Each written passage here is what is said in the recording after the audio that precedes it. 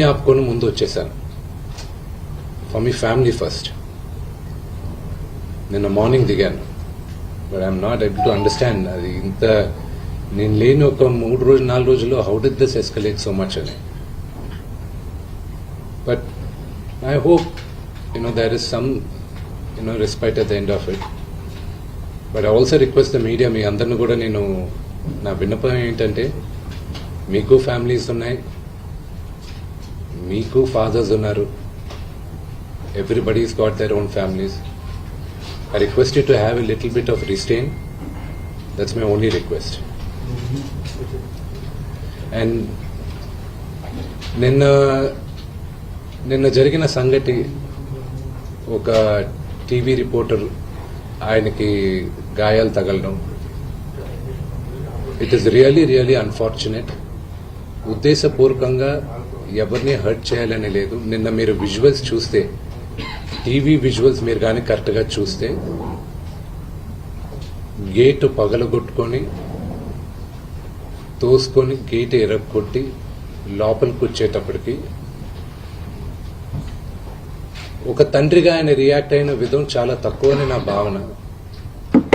కానీ ఆయన ముందుకొచ్చి మీరు విజువల్స్ కరెక్ట్గా చూసుకున్నారంటే, ఆయన మీడియా వాళ్ళకి నమస్కరిస్తూ ముందుకొచ్చారు.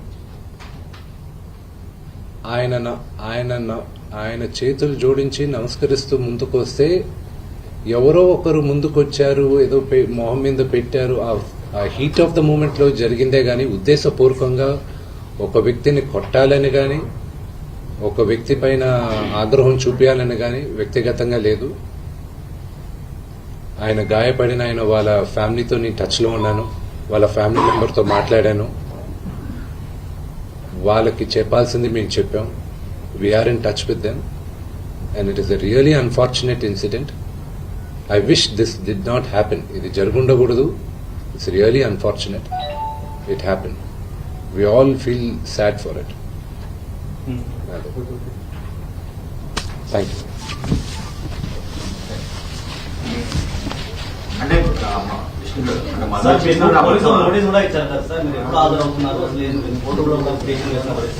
సారీ అండి, ఒక 3 తరాలుగా మీరందరూ నాన్నగారు అంటే ఏంటో తెలుసు సార్. నాకు ఒక్కటి అర్థం కాదు ఏంటంటే, రచ్చకొండ పోలీస్ స్టేషన్లో చేసేది, మాకు నోటీసులు రాకముందు మీడియాకి రిలీజ్ చేస్తున్నారు. It is really unfortunate. ఇది ట్రయల్ బై మీడియానా, లేకపోతే do they really want to resolve something? I really need to understand that.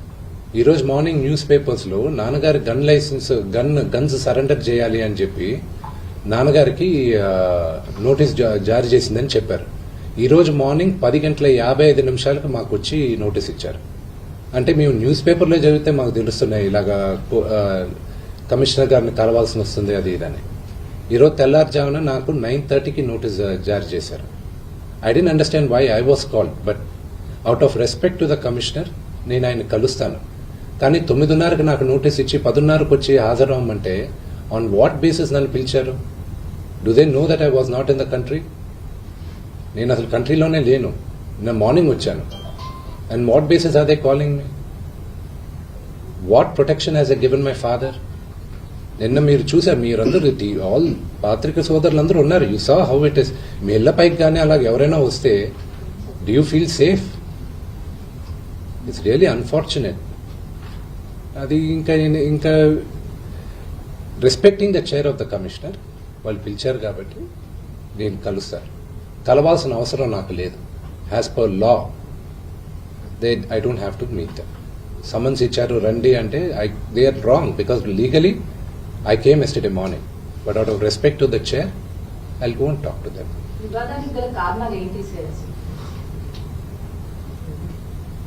See, families are complicated, andi.